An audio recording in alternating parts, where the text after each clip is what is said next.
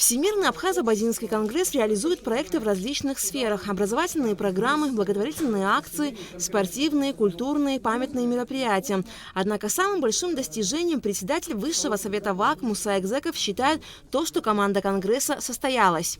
Главная заслуга – это все-таки команда, это ребята, которые, скажем так, создают фундамент будущего. Это вообще великое счастье, когда ты можешь четко, совершенно на 100% доверить ребятам, дать задание, и они это все выполнят в лучшем виде. Муса Экзеков рассказал о работе 8-го съезда Всемирного Абхазо-Базинского конгресса. Будут внесены изменения в устав, избран председатель ВАК и новые члены Высшего совета. Кроме того, пройдет ряд встреч, круглые столы. Муса Экзеков коснулся и вопроса репатриации. Один из главных факторов возвращения наших соотечественников на родину – создание благоприятных условий, считает Экзеков. В первую очередь в Абхазии мы должны создать инвестиционный климат хороший, который позволяет развивать различные направления отрасли. И исходя из этого, для того, чтобы работать в этих отраслях, мы уже с удовольствием можем приглашать специалистов, наших братьев и сестер с Турции, из других регионов. Но если мы не будем планово и системно работать над этим вопросом сегодня, то и этой перспективы не будет.